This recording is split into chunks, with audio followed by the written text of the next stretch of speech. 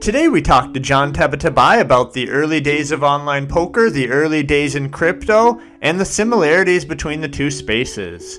In honor of John's amazing poker skills and Bitcoin SHA-256 algorithm, until Bitcoin hits six figures, anytime my hole cards are a suited 2-5, 5-6, or 2-6, I'm going all in pre-flop. Prepare to get stacked on the dark side of the HODL moon. HODL moon! All right, and we're back with another episode of Dark Side of the HODL moon. Josh, how are you today? I'm doing well, Cade. I'm excited for this interview today. All right, well, hope you got your moon bags ready because we've got a new exciting guest this week. Who are we talking to this week?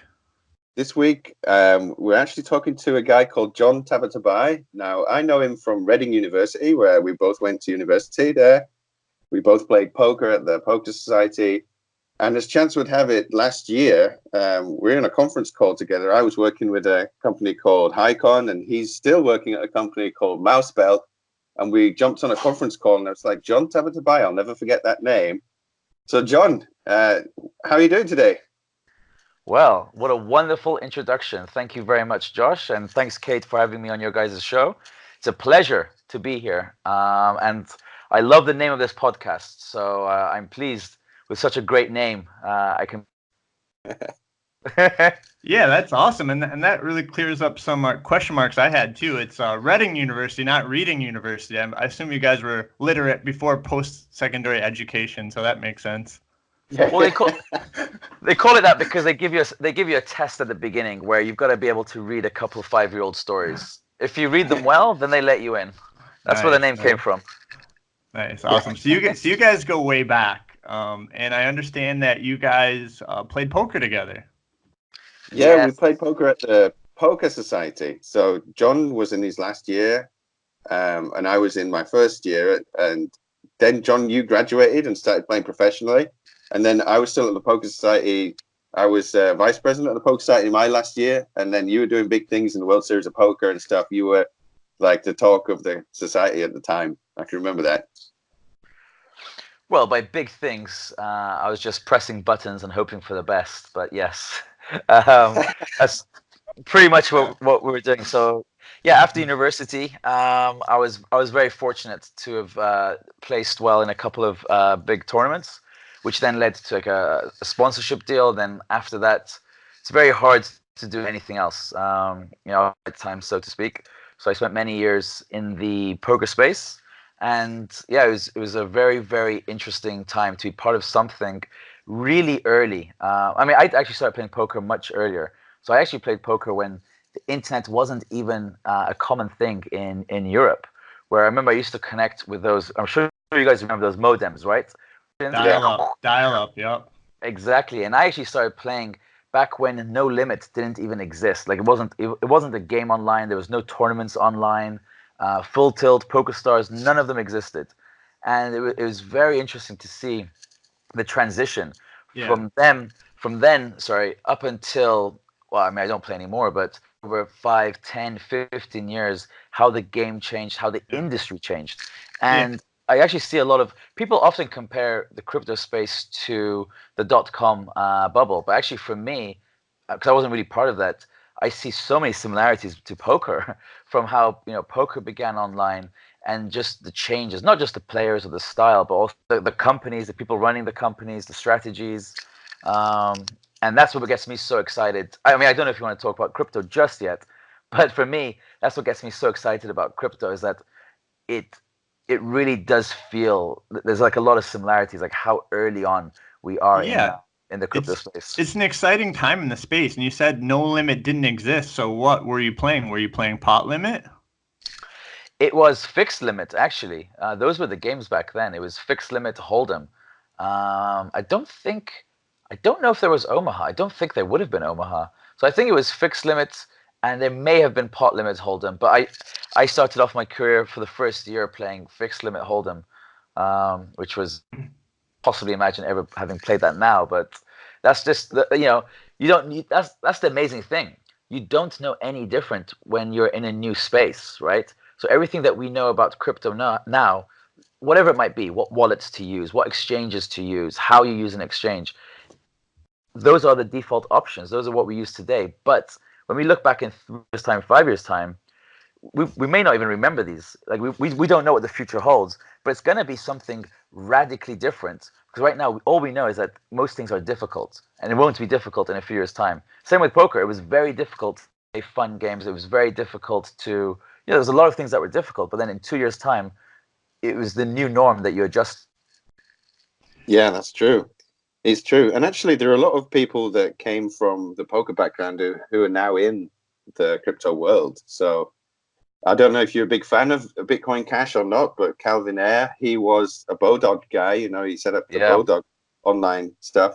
Then he had a little bit of trouble with the law and had to move jurisdictions to have his gambling sites in different places, which is very reminiscent of what's going on in the crypto space right now. People jurisdiction hopping and going to wherever treats them best. So that's pretty interesting. Maybe we could talk about the poker sites in crypto a little bit later, get your thoughts on what some of the best poker sites in crypto are.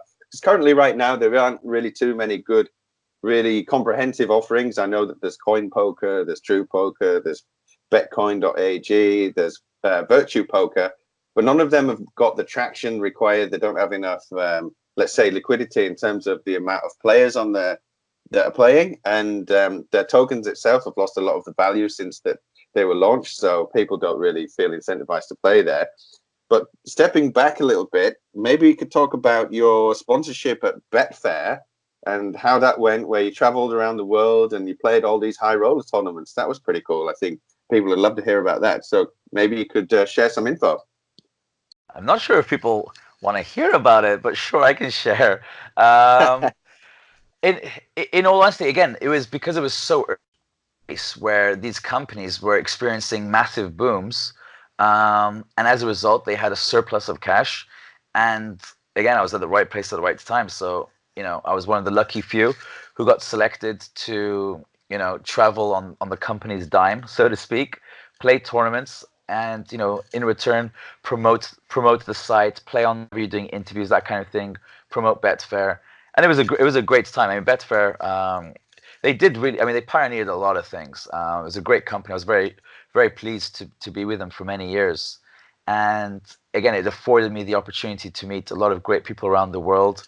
And to this day, it's had a very positive impact. And just to bring in some similarities, if you don't mind, because this is what fascinates me, is it's the same with the exchanges, right? Like in 2017, 2018, or early 2018 at least, the exchanges had a lot of money.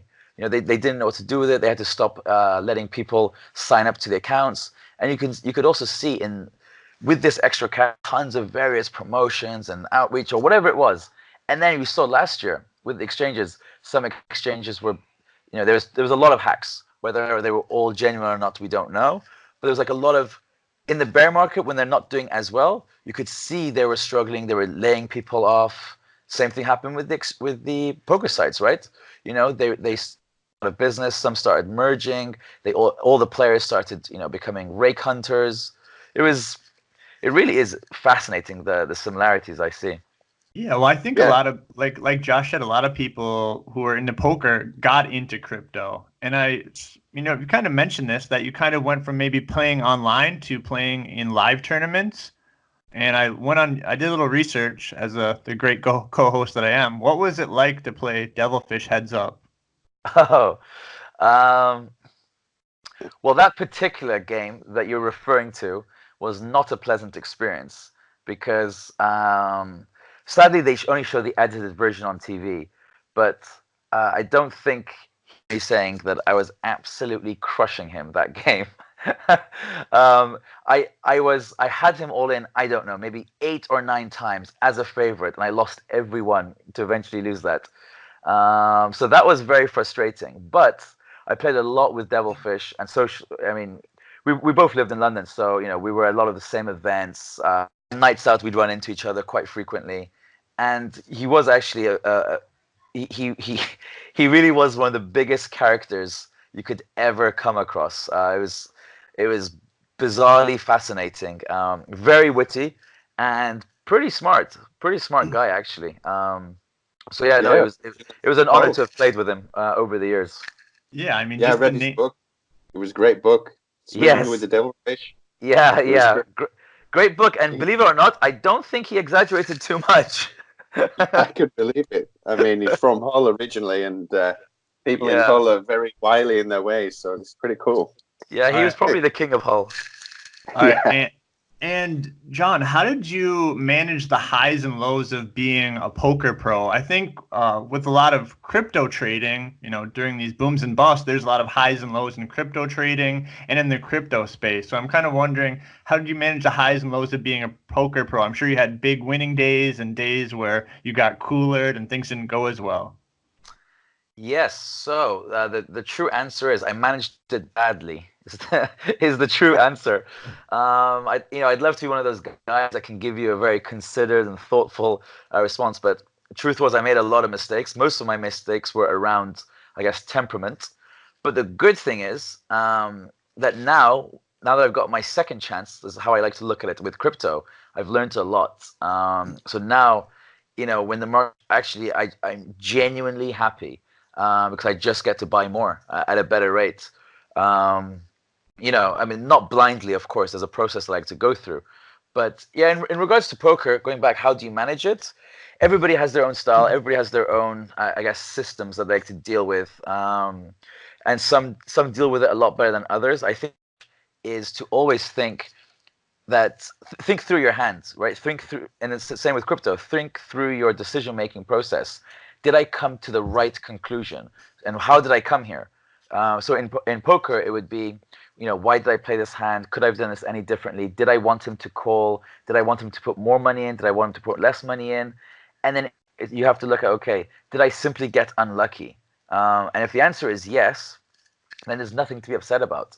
And if you are upset, most likely the money means too much to you. So you're probably playing a game that's too big for you, and that's a different conversation entirely.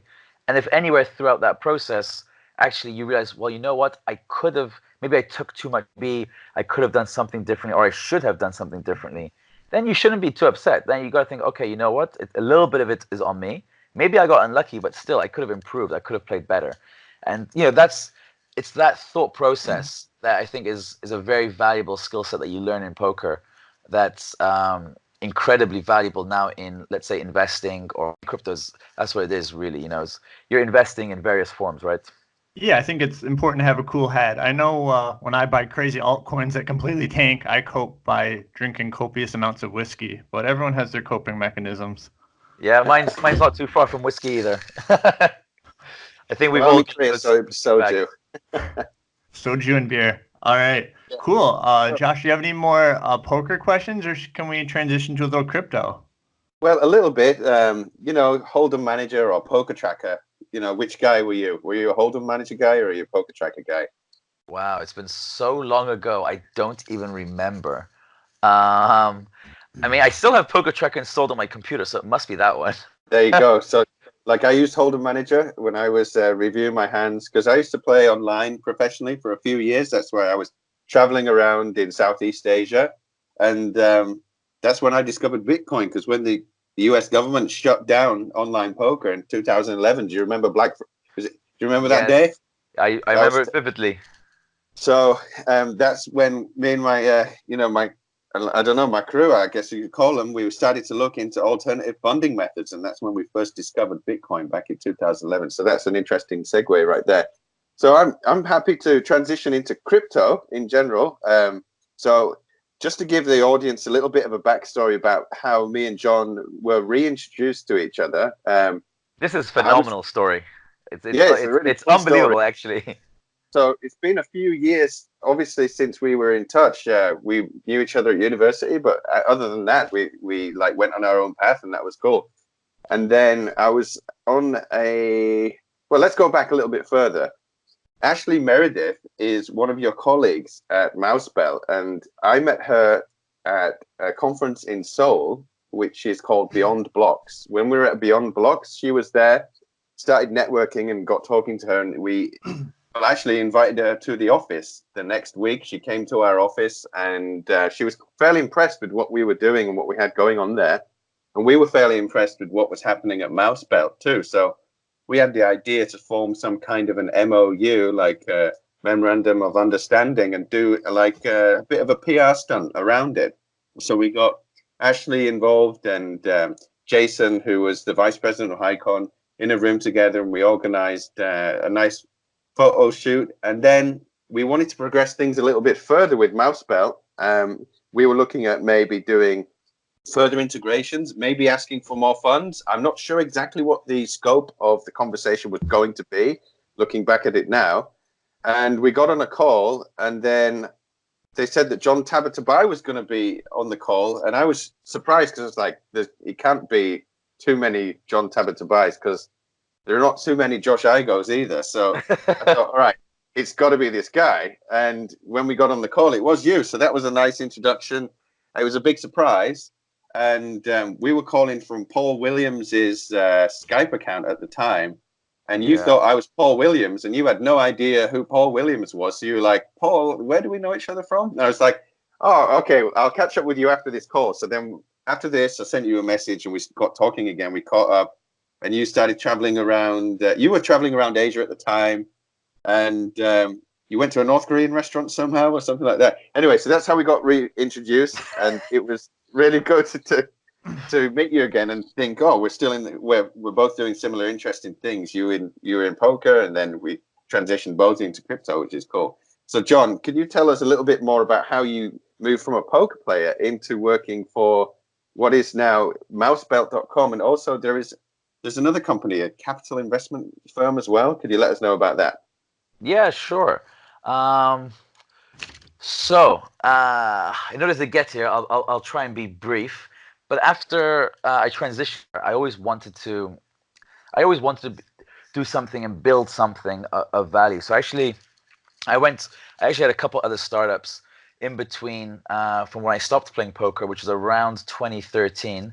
I don't remember the exact dates, up until now. And when my last one unfortunately didn't work out, which was bizarrely, I decided to open some vegan cafes in London. That was the hardest 3 years of my life. But before that, it was a tech startup, and before that, a couple of much smaller things, which were like two-man operations. But the others, they both employed, or I should say, I was employing 20 people. I learned a lot in those very expensive experiences, as you can imagine, both financially and in terms of my time. But yeah, when the last one didn't work out, on the very next day, when I had to close down the company, through an incredible coincidence, a mutual friend put me in touch with Levin, who's the CEO of MouseBelt. We started talking. Turns out he also had a background in gaming, so we had an immediate connection there. It turns out we had a bunch of mutual friends, and we stayed in touch. And he told me his idea. Him and two other guys, which are the three of them, the co-founders of MouseBelt, that they wanted to create this unique blockchain accelerator. And even though I'd set up companies, I've been through the whole process, I actually had never been through an accelerator myself. And the idea seemed great. And the idea was very simply, instead of giving companies the usual standard amount, let's say a $100,000 check and a 1 hour slot once a week for some generic advice, the idea was to actually help these companies and give them the resources they need, or the resources they would spend that money on. And in the crypto space, because it's such a new nascent area or space, most people don't have any products. So the first thing everybody needs is developers. As a result, MouseBelt now has over 50 in-house blockchain developers. So that's the first thing we wanted to provide. Next thing was, you see all these partnerships. It's because people can't get user adoption. So, we created a team, like a biz dev team, where we'd help people create valuable partnerships, get them customers, get them pilots, so we can get real feedback and real usage of the products. And, we also have other departments. So we help on a little bit and a few other areas where people need. And this was launched a year and a half ago. And in that year and a half, we just onboarded our second batch of companies. Our first batch of companies have just, they've all started successfully raising their seed funds, which is fantastic. And yeah, things are going really well. It's a fascinating part of. We get to see, again, I'm in a very fortunate position where we get to see all the different types of companies that are ideas as well, that are applying to part of the accelerator. So from protocols to wallets to, I don't know, also some terrible ideas, of course, Yeah. as you can imagine. And also it's great it's very interesting to see the type of applications that we've been receiving during, like last year when ICOs were still semi-relevant, up until now where very few companies are now applying with their own native tokens. Yeah, that's definitely interesting. And I know for sure that being able to provide blockchain developers is huge because every crypto conference I go to, every crypto meetup, it's like, do you know blockchain developers? Where can we find blockchain developers? Can you introduce me to a blockchain developer? So that's huge. So at MouseBelt, am I correct? Are you a crypto analyst there? So are you looking for promising projects, or what do you do over there at MouseBelt? So my role is split at the moment. As most of you know, you guys have all been involved in startups. In the early stages, you have to wear multiple different hats, right? And even though I'm not one of the founders of the company, because of my past experiences, I've got a few different responsibilities. So one of them is pretty much vetting. I'm the first protocol when companies apply to us. So the applications, and if it's a right fit for us. I mean, even if it's a great idea, we don't necessarily invest in them. We're looking to only invest in companies where we can add value.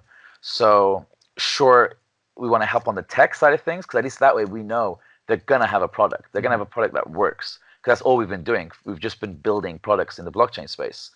We want to be able to at least help on the product development side of things, maybe architecture, maybe actual build outs. We like to also help on a few of the other areas too, in terms of go-to-market strategy. We've now, we've done a lot in terms of customer acquisition for some of our current portfolio companies. So we like to get involved, and that also doesn't work for a lot of people. Yeah. People don't want. It's very intrusive, I would say, and it's very intensive when a company works with us. They have a minimum of 3 calls a week with us, usually more. We also help build out financial models. We help build out the business model. We get really, really involved. So it's in many ways, we truly are a unique blockchain accelerator. I mean, I think we're the best, but at least we're definitely unique. Best, Nice. probably arguable. So before I ask you what you look for in a project, I want to maybe ask you, what are some big red flags for you to not invest in a project? And I don't know, have any like straight up scammers approached you? Do you have any crazy stories about people who have pitched you wild ideas or non-existent companies? I don't know what I can say. That's the Without problem. giving away names of companies or people's names. Okay. John Okay. Doe, Company X. Yeah, I'll keep it high level. I'll give you one. One was brilliant, absolutely brilliant. So I can't say the concept wasn't even good. So it wasn't even a good concept. But I was intrigued as they were giving me these numbers that they had X number of users, they were generating revenue, and whenever a company says that, at the moment it's very interesting, right? I'm sure in a year's time it won't be interesting. Big numbers, which made no sense. So got on a call, and then as I was going through their site before I went on the call, could see they'd listed us as a partner.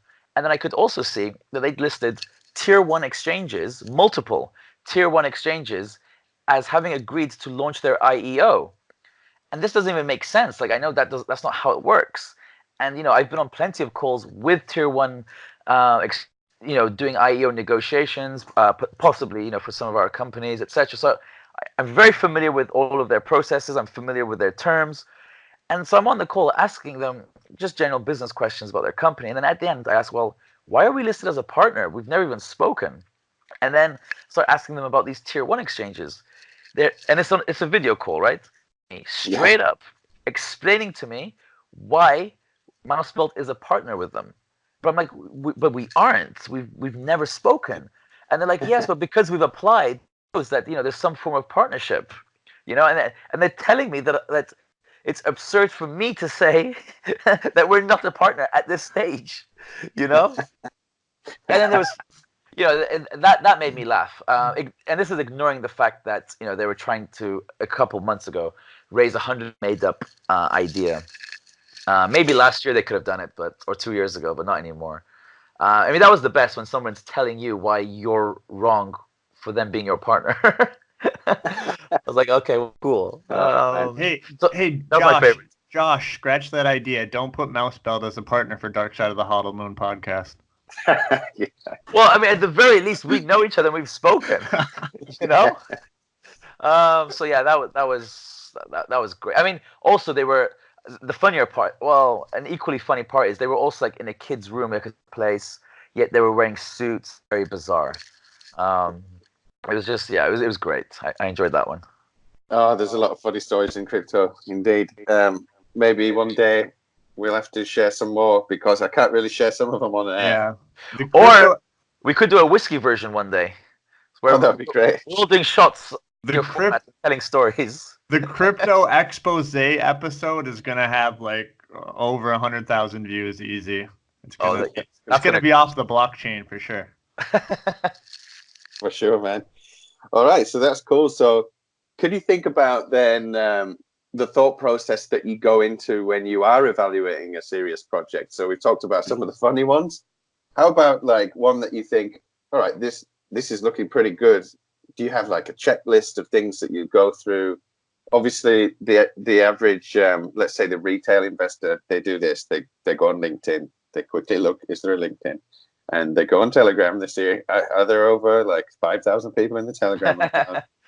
And they think that that's doing, due diligence on a company. And then they're like, okay, I'm ready to invest in this ICO.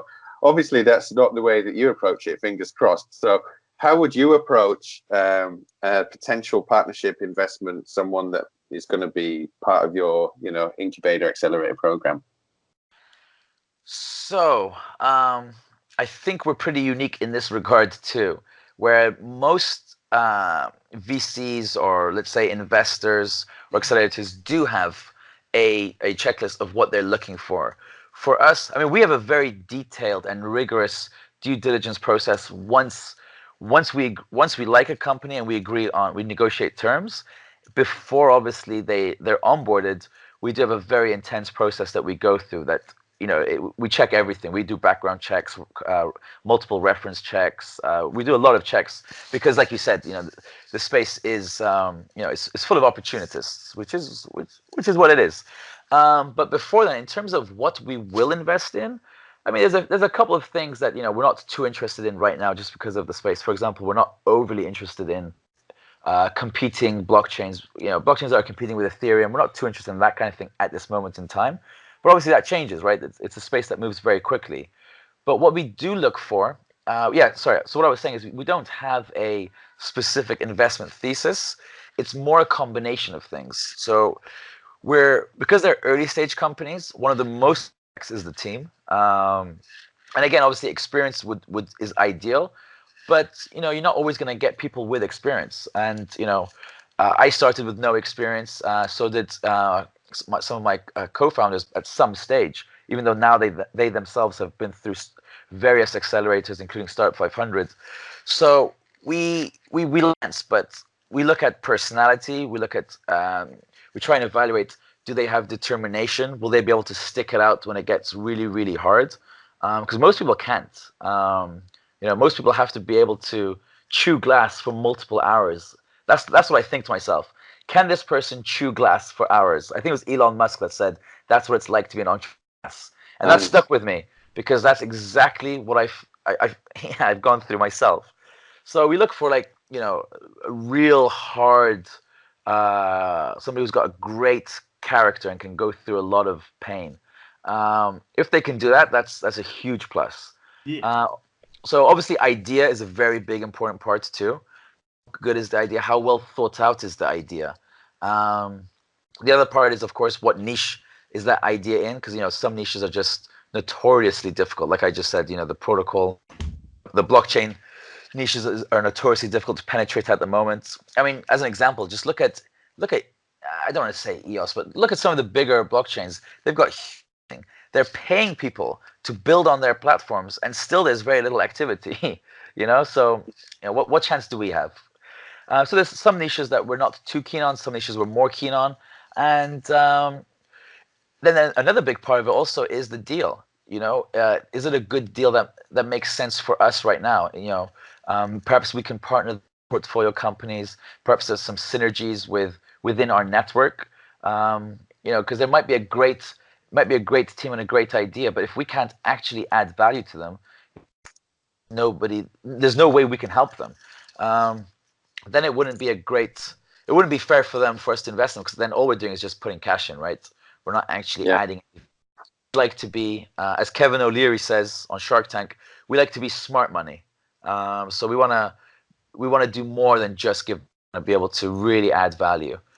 So yeah, I know you're probably looking for a specific answer, but actually we look at a whole host of things. We take a holistic approach, really. And then if it's somebody we like, then we do a few rounds of interviews with various other team members and the founders.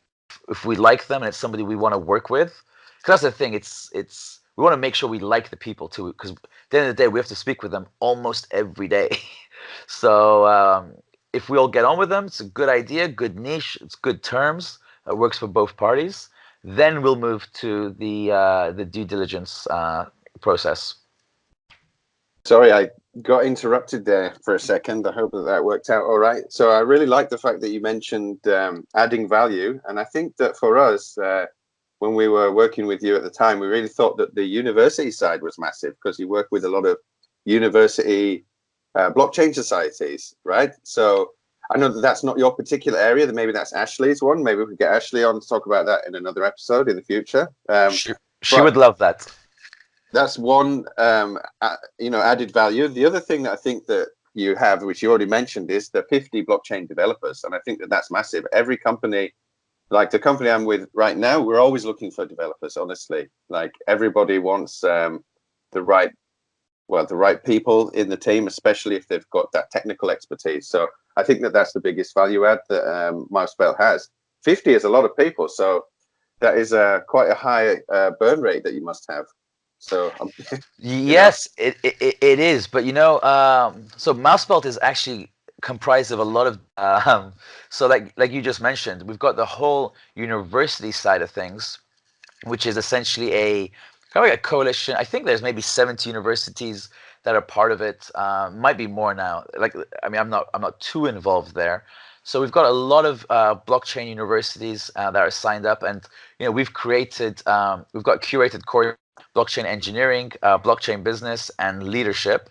And then we also offer the students like 30 minutes one-on-one sessions where at the end of the program, we do a mini Shark Tank style demo day where people can come, they pitch to us, they got like a 30-minute pitch, and then the ones that we like, we invest in, or if we can, if it's too small for us to invest, maybe we'll give them a grant, or we'll give them some of our free time just to help promote new developments and ideas within the space. So that's the university side. Then we've got obviously the core, which is the investment, and it's the investment side of things.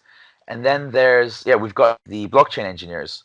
So most of them are being used it's not most, all of them in fact are used to either work exclusively on our products, our portfolio companies, or we also do have some outsourced engineering projects where people just approach us and say, look, we just need you to build a product. We're not here for any accelerator, essentially. We just need something built. So we also take on projects like that. Well, that's good to know. I probably have to speak with my crew and get back in contact with you guys in a couple of weeks about that. That's cool. So we might be able to do something special for you, Josh. Yeah, that would be awesome, honestly. I'd love to introduce you to a few people in the new company that I'm with.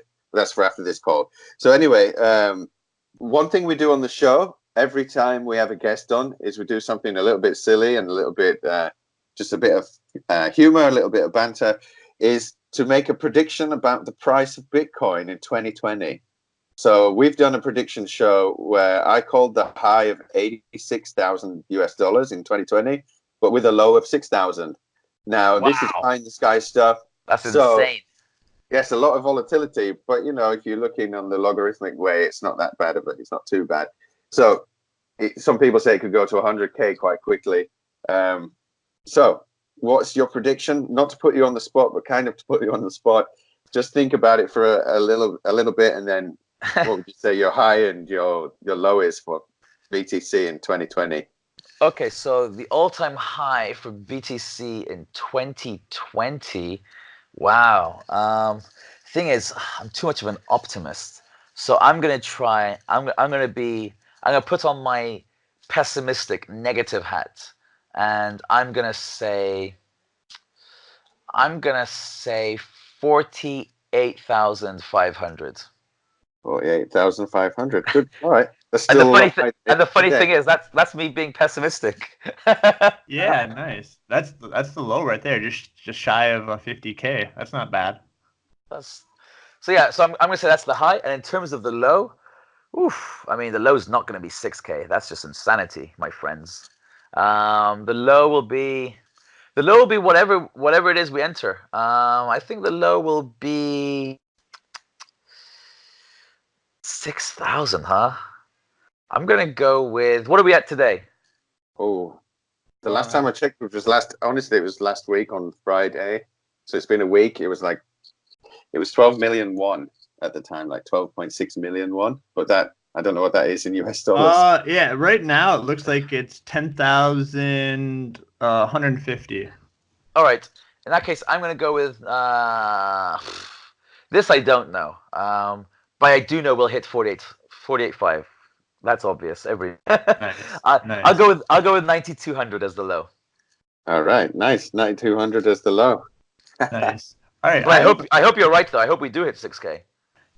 I'd love yeah. to be wrong on that one. So I'm looking at the website here, and you've got a couple cool tools. You've got an SDK, you've got a wallet, you've got a pretty cool mouse KYC thing that you can implement, and you've got a multi-chain block explorer. And I see you've worked with a bunch of companies, and you work with EOS, Ethereum, Steam, Hyperledger, OneChain, EOS. Are there any projects you've onboarded that you're really excited about? Or this second round of projects? Like, what are you excited about? I'd feel bad if I picked, because I work with all of our portfolio companies closely. I'd feel bad if I picked one. I'd be singling them out. But in all honesty, and I'm not just saying this, I do, and I speak on behalf of all of our team. I do actually enjoy working on all of the projects because we like the people. That's a big part of it. So it's actually fun. Every time, even though we're helping them, we're also learning ourselves. And that's what's just great about this space. Because every day there's some kind of advancement in the space, and that can potentially impact or help, one of our many companies. So there's a lot that I really enjoy. What I'm most excited about in the space, I think the thing that's most exciting right now for me in the space is on the usability side of things. I think there's a lot of cool wallets that are coming out. There's a few wallets already that are doing a great job, and I think that's where we're going to see a lot of amazing innovation over the next maybe 9 to 15 months. Things. So yeah, if anybody's got great wallet businesses, please come and apply to us with at wallets. Anything that makes it easy to use crypto, obviously we're interested in. Oh man, I've got to talk to you after this call then for sure. So there's something Yes. really exciting we could work on. Perfect. Yeah, I might know a guy for you actually. I might know a guy. Yeah, I'm sure you do. Yeah, we'll talk about that later because I can't reveal it right now because it's not public knowledge. So, but I can, tell you off air about what we're planning, which is cool. All right, that's great, John. So far we've covered a good 45 minutes. We've got into a bunch of interesting topics for the audience here. We've covered like poker, crypto, startups, how you got involved in MouseBelt and what MouseBelt does, its area of expertise, also the value add that they can offer to people. They're not just here's your cash and get on with it type of accelerator. In fact, they incubate companies and make sure that, it's very hands-on approach, which, as you said, some companies might not be able to go for because they don't like that level of, I don't know, control or whatever, or influence. But if you need the right guidance, it seems like MouseBelt is definitely one of the premier places to go if you're looking for experts in the blockchain space that can cover a wide variety of things, help you with not only the funding, but also the actual product development and the go-to-market strategy and the whole business strategy, which is really important. So this is really cool. We've also covered the high, which is really important. I always want to make sure we cover that. Now, in terms of crypto poker, let's go full circle and go back to the poker sites. So unfortunately, I haven't been able to really see much traction on these sites. PokerStars is still the dominant poker site. I actually played a tournament the other day of 300 man and I won it. That was nice. It's been a while. Yeah, I mean, I don't really play too much anymore either because it just became so much harder post 2011 when they shut it down in the US. But I still like to play and still very interested in gaming and gambling as well. I always put bets on the UFC and things like that. I also bet on politics. I bet on Brexit happening. I bet on Donald Trump becoming the president, and that was a nice parlay. Honestly, that was a very nice return. So when it comes to gaming and poker sites in terms of crypto, what are your thoughts on that? Do you think we're going to have a decentralized like gaming casino type of thing? Because I personally think that that's quite an exciting frontier, and there are certain jurisdictions like, let's say, the Seychelles and others that are quite open to you opening a crypto casino, and then you can accept your Ethereum, you can accept your Bitcoin, and people can wager away. But then again, maybe Uncle Sam has got different ideas. So what are your thoughts on the whole gaming and poker space in the crypto world? First thoughts are that you may need to see a counselor regarding your betting habits. Those are my first thoughts. So onto your question. There was a lot there. I'm just trying to work out how to answer it. On the poker side of things, I actually myself, since I stopped playing, I haven't played a hand in, I don't know, 6-7 years. So I'm not even familiar with these sites at all. Obviously, I'm familiar with some of the problems. The issue, just same with any poker site, right? It's always going to be liquidity.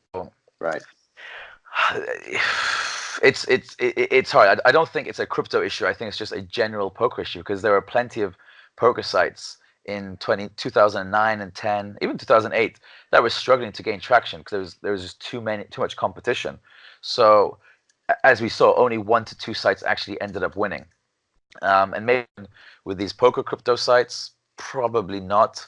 I'm not really sure how to. All right. I can't add too much there, unfortunately, on the crypto side on the crypto poker site side of things. Oh well, I was hoping for a big crescendo there, but unfortunately, we just we missed that one. But that's okay. But I see the comparison with what you said in terms of being a few really dominant poker sites, and right now in the crypto space, there's a few really dominant crypto exchanges. That's exactly what I see the similarity there. Yeah. So which exchanges do you think would be the poker stars of the crypto world? I don't know if it exists yet. That's the thing. I mean, often, I like right now, it's people are talking about it a lot, right? What are the best altcoins to be holding? What actually has the most utility? And there's a lot of debate around, are exchange tokens true utility tokens or not? Are they, are some of the smaller ones, are they good value bets for long term? And then obviously the question always ends up being, what is BNB actually worth? How much further can they integrate it within the ecosystem? Is a 3.6 billion market cap reasonable? Should it be higher? And I wonder, is Binance really the poker stars of the crypto world?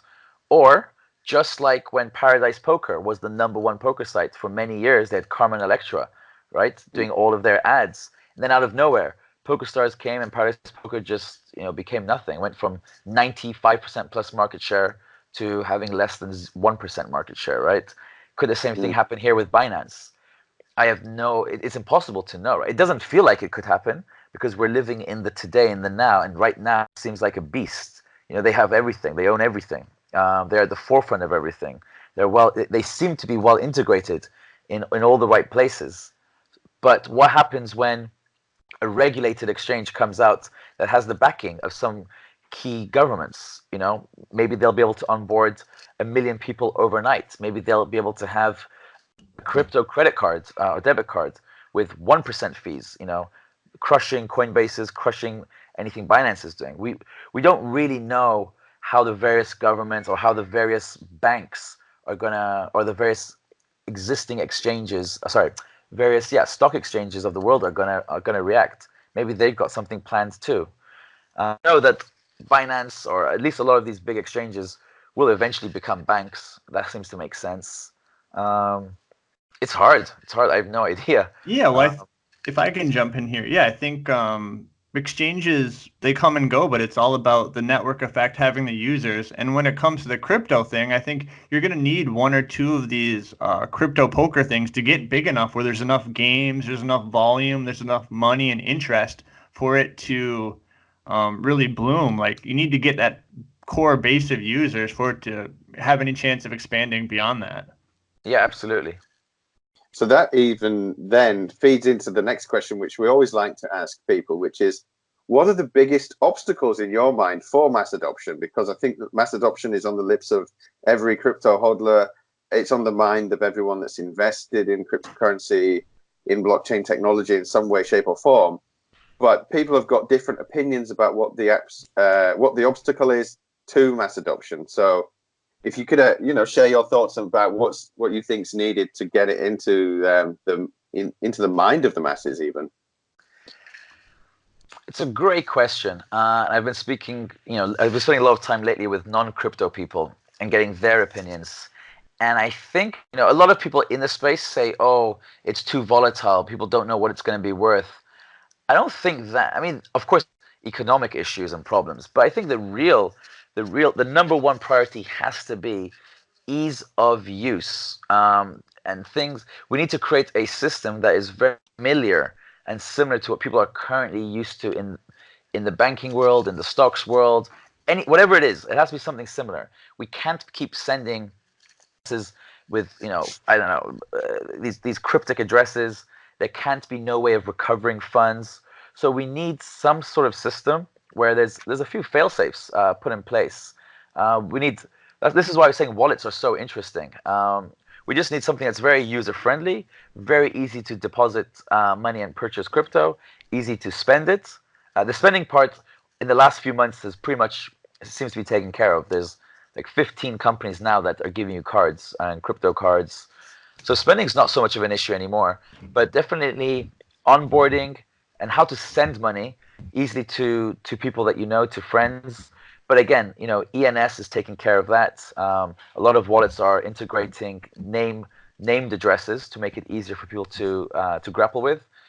And then what we need, and again, there's a few wallets that are dealing with this. What we then need is a way for customers that want the option to be able to kind of like a take back or like an oopsie. I made a mistake. I didn't mean to send money here, or have a way of having those funds, sort of having somebody step in to return those funds. That's obviously a little trickier, but people aren't used to there being no recourse if something goes wrong. People are used to sending an email to somebody or phoning somebody to try and resolve the issue. So we just need to figure out a few of those kinks as well.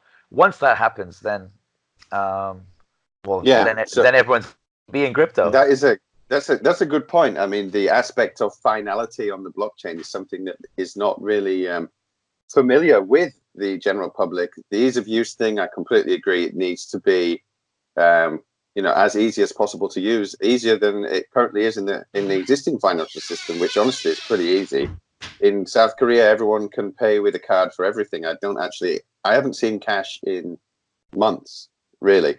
So I think the current financial system is already quite well integrated. So for crypto to really step up, it does need to be a lot easier to use. And I think it just depends on the business model of that third party. They need to be able to account for a certain percentage of, let's say, chargebacks or recovery of people's funds, and account for that in their business model, so that then they can actually still be a blockchain company, still have finality on the blockchain, but maybe absorb some of those costs, which will be inevitable. So I think that's pretty interesting. I completely agree with you there. Cade, what are your thoughts actually on what John said and what I just said? I'm just thinking about hodling right now. I don't really have anything to add to it.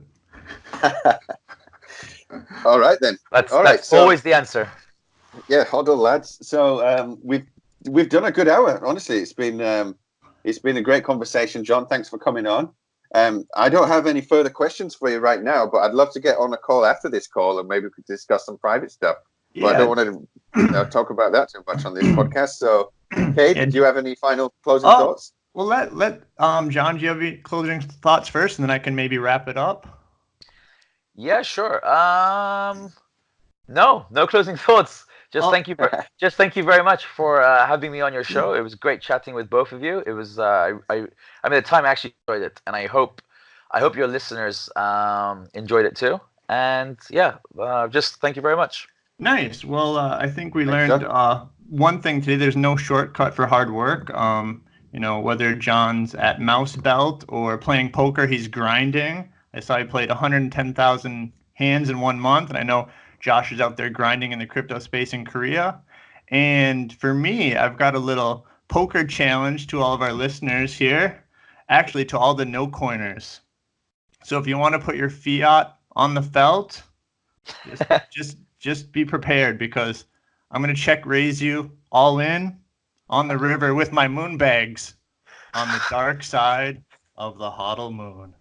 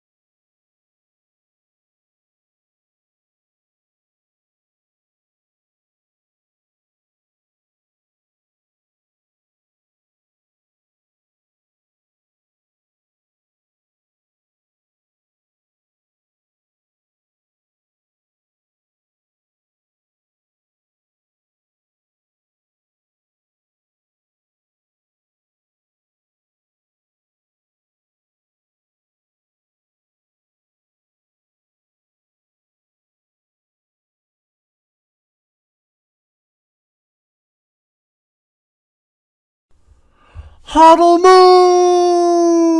moon!